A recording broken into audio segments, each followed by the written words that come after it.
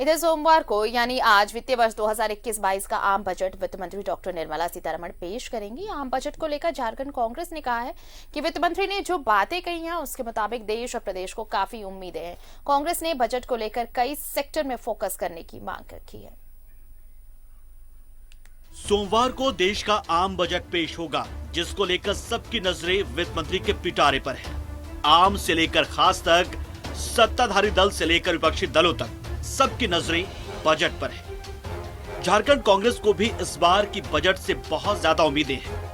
वित्त मंत्री ने घोषणा किया और वादा किया कि शायद 100 वर्षों में ऐसा बजट देश ने और दुनिया ने नहीं देखा होगा। उनके इस बयान के बाद आम लोगों में एक स्वाभाविक रूप से उत्साहित होना लाजमी है। देश को उम्मीद है, हमें भी उम्मीद है। बजट को लेकर कांग्रेस ने उम्मीद जताई है कि झारखंड की अनदेखी इस बार केंद्र सरकार नहीं करेगी। प्रदेश कांग्रेस को उम्मीद है कि जीएसटी, रॉयल्टी समेत अन्य केंद्रीय योजनाओं से झारखंड को अब दूर नहीं रखा जाएगा। साथ ही इनकम टैक्स स्लैब में छूट के साथ सबके हित के बजट की उम्मीद कांग्रेस को है। मेरा ये मानना है कि जो देश की जीडीपी बनती है उसमें से लगभग 3 से 3.5% अगर हेल्थ सेक्टर पे काम करेगी तो निश्चित तौर पर देश के लोगों को इसका स्वास्थ्य लाभ होगा। आज सरकार 1.89% लगभग खर्च करती है, तो इससे आप देखें कि पूरे देश की अर्थव्यवस्था कहाँ चली गई है। आम बजट में झारखंड को क्या मिलेगा, इस पर चर्चा जारी है। सबको उम्मीद है कि इस आम बजट में देश के साथ झारखंड को भी बहुत कुछ मिलेगा। न्यूज़ 11 भारत के लिए रांची से कैमरा पर्सन उमेश के साथ विपिन उपाध्याय की रिपोर्ट।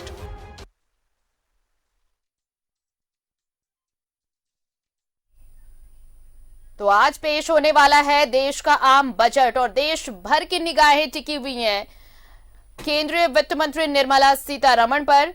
तीसरी दफा होगा जब वो आम बजट पेश करने वाली हैं। बताएं आपको कि पहली बार ऐसा होगा जब ये पेपरलेस होगा। बताया जा रहा है कि कोरोना महामारी के मद्देनजर यह फैसला लिया गया है, लेकिन सरकार के सामने चुनौतियां भी बहुत होंगी। कोरोना के कारण अर्थव्यवस्था जिस तरह डमाडोल हुई, रिफॉर्म की जरूरत होगी। हालांकि ये कहा जा रहा है, माना जा रहा है कि कोरोना की मार झेल रहे लोगों को बजट में राहत मिल सकती है। नौकरी पेशा लोगों के लिए टैक्स में कटौती हो सकती है। कारोबारियों के लिए भी राहत का ऐलान हो सकता है। कुछ चीजें महंगी हो सकती हैं, जबकि कुछ सामानों पर किराया घटाया जा सकता है। सरकार कई वस्तुओं पर सीमा शुल्क में कटौती कर सकती है। तो ये पहली बार ऐसा जब पेपरलेस बजट का फैसला लिया गया है कोरोना संकट की वजह से।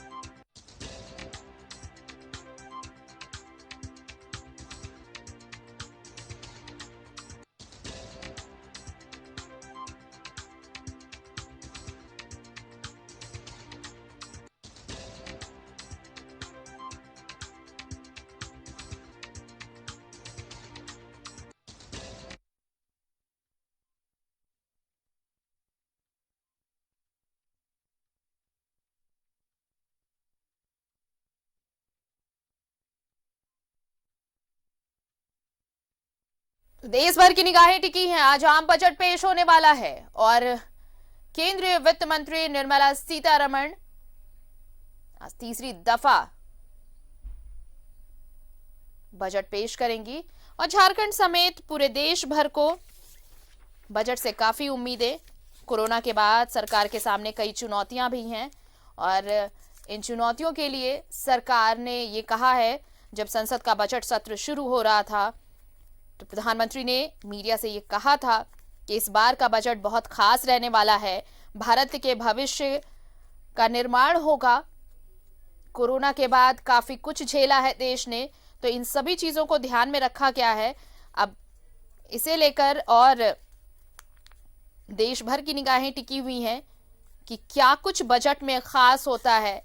इस बीच झारखंड की तरफ से भी मुख्यमंत्री हेमंत सोरेन, वित्त मंत्री रामेश्वर उरांव ने कई मांगे रखी हैं झारखंड के लिए कि बजट में झारखंड को भी प्राथमिकता दी जाए, झारखंड के हितों को भी उस पर भी ध्यान दिया जाए।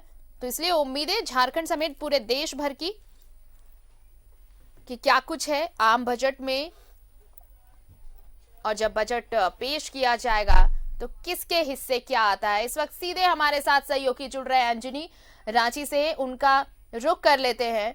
अंजनी, आज बहुत खास दिन देश भर के लिए, बही खाता पेश किया जाएगा। ये एक ऐसा मौका जब अगले एक साल के लिए ये तय होगा कि किसके लिए क्या कुछ सरकार ने दिया है और क्या करने जा रही है।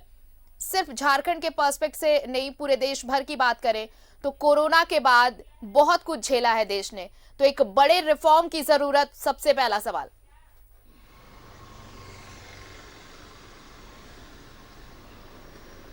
देखिए आरती, जिस तरह से कोरोना का संक्रमण रहा और एक साल जिस कठिनाइयों के साथ व्यतीत हुआ है, और अर्थव्यवस्था जिस तरह से बहुत लड़खड़ा गई अर्थव्यवस्था, तो सरकार की पहली प्राथमिकता, मतलब वित्त मंत्री की पहली प्राथमिकता होगी कि भारत की जो अर्थव्यवस्था है उसे कैसे बेहतर किया जाए, कैसे मजबूत किया जाए, जीडीपी को कैसे अच्छा किया जाए।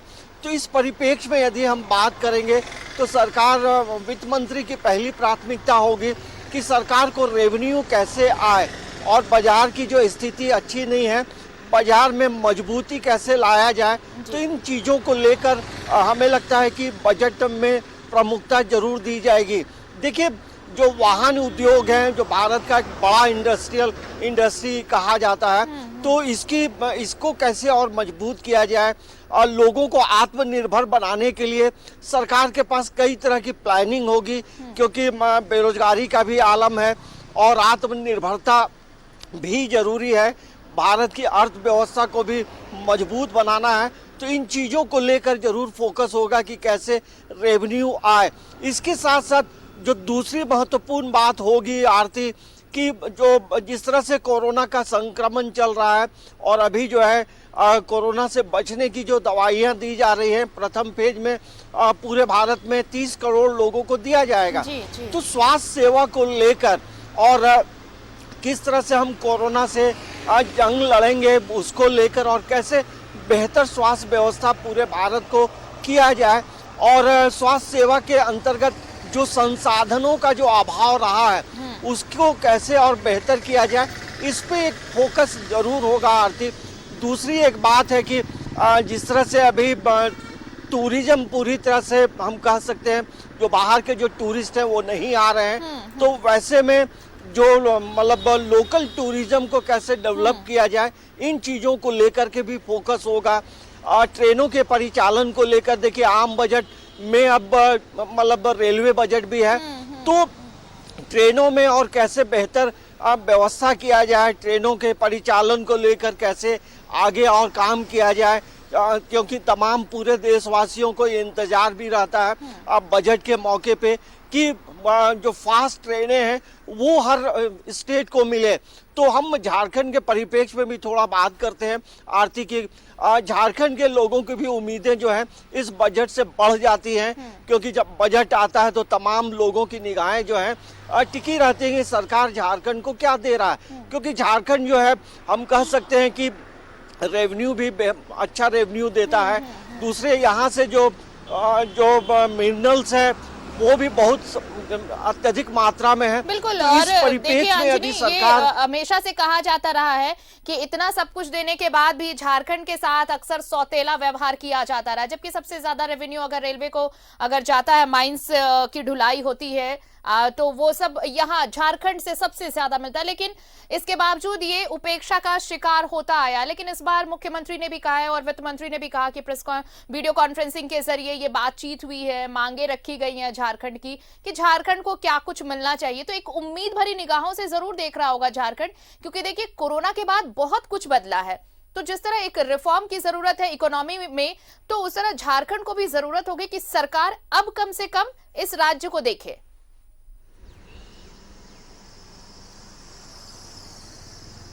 हाँ देखिए, ये तो तमाम लोगों की उम्मीदें रहती हैं। खुद मुख्यमंत्री इस बात को लेकर कई बार वो बातचीत भी किए हैं और अभी कुछ दिन पहले वो दिल्ली से भी लौटे हैं। तो इन चीज़ों को लेकर अपनी बातों को वो बड़ा हमेशा रखते रहे हैं और झारखंड को भी जो है आर्थिक पैकेज की आवश्यकता है। झारखंड को कई जो जिले हैं वहाँ से नई नई ट्रेनों की भी उम्मीदें हैं, क्योंकि देखिए यहाँ से भी जो ट्रेन का जो परिचालन है कई जगहों के लिए अभी भी ट्रेनें नहीं हैं। यही वजह है कि बार बार ये आवाज़ उठती रही है कि कई नई ट्रेनों की मांग जो है दक्षिण भारत के लिए हो, नॉर्थ ईस्ट के लिए हो, राजस्थान के लिए हो। अब विशेष तौर से हम बात करते हैं कि रांची से पुणे की बात करें या रांची से आपको मुंबई जाने के लिए, दिल्ली जाने के लिए और भी ट्रेनों की ज़रूरत है। अभी भले स्कूल कॉलेज बंद हैं, लेकिन यहाँ के जो विद्यार्थी हैं झारखंड के, वो दक्षिण भारत और पुणे में पढ़ाई करने जाते हैं और आने जाने में सप्ताह में 2 दिन या 3 दिन ट्रेनें चलती हैं। सेक्टर तो महत्वपूर्ण रहेगा और कोरोना के बाद ये सेक्टर सबसे ज्यादा प्रभावित हुआ है। बच्चों की पढ़ाई भी बेहद बुरी तरह से प्रभावित हुई है अंजलि। लेकिन इन सब के अलावा अगर हम बात करें तो जिस तरह से कोरोना वैक्सीन की बात हो रही है कि क्या ऐलान हो सकता है कि मुफ्त में वैक्सीन मिलेगी, क्योंकि इस बार ये सबसे ज्यादा फोकस रहेगा कि हेल्थ सेक्टर में सरकार का एक्सपेंडिचर क्या होगा, क्योंकि ये सबसे अहम होगा। जिस तरह से पूरे 1 साल तकरीबन 8-9 महीने जो देश ने झेला, पूरी दुनिया ने झेला, लेकिन अब उस सेक्टर को कैसे वहां पर रिफॉर्म करती है सरकार और वहां पर क्या कुछ करती है, इसका इंतजार पूरे देश को होगा।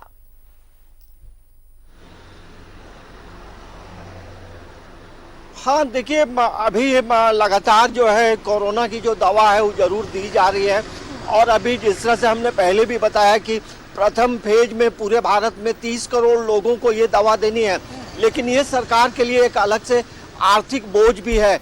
लेकिन पूरे भारत की बात करेंगे तो हमें ऐसा लगता है कि जो कोरोना की जो दवा है वो जो सरकारी हॉस्पिटलों में जो है आने वाले समय में भी मुफ्त में देने की व्यवस्था हो सकती है, होना भी चाहिए, क्योंकि यदि ये दवाएं यदि बाजारों में आएंगी तो काला बाजारी भी होगी और हर कोई एफर्ट मतलब इसे वाहन नहीं कर सकता है, महंगी दवा होगी। तो सरकार की ये योजना भी होगी कि ये ऐलान सरकार कर सकती है कि हम पूरे देशवासियों को जो है ये दवा हम मुफ्त में देंगे और उसके अलग अलग कुछ नियम होंगे, कुछ गाइडलाइंस होंगे, ये उम्मीद की जा सकती है। लेकिन अभी भी रिसर्च वगैरह चल ही रहे हैं आरती। हो सकता है कि अभी जो सरकार में जो स्वास्थ्य विभाग ने जो दवा बनाई है, जो हमारे जो रिसर्चर, जो डॉक्टर, तमाम लोगों ने मिलकर जो दवा बनाई है, प्रथम फेज में कॉस्ट जरूर बढ़ा होगा, लेकिन रिसर्च लगातार चल रहे हैं। हो सकता है कि आने वाले समय में कम लागत में और बेहतर दवा भारत बना सकता है। चलिए, तो इंतजार रहेगा कि सरकार इसे लेकर क्या कुछ घोषणाएं करती है। बहुत अगर कहें तो कमोबेश हर सेक्टर को इंतजार होगा कि आज के बजट में उनके लिए क्या कुछ खास होगा, क्या आम आदमी को राहत मिलेगी या फिर कुछ और घोषणाएं होती है। बहुत बहुत शुक्रिया अंजनी तमाम बातचीत के लिए आपका। तो देश का आम बजट आज पेश होने वाला है 11 बजे। केंद्रीय वित्त मंत्री निर्मला सीतारमण संसद में बजट पेश करेंगी और आम आदमी को भी बहुत उम्मीदें इस बजट से, और सिर्फ आम आदमी ही नहीं बल्कि पूरा देश एक उम्मीद भरी निगाहों से देख रहा है कि कोरोना के बाद क्या कुछ नया और क्या कुछ राहत देती है सरकार।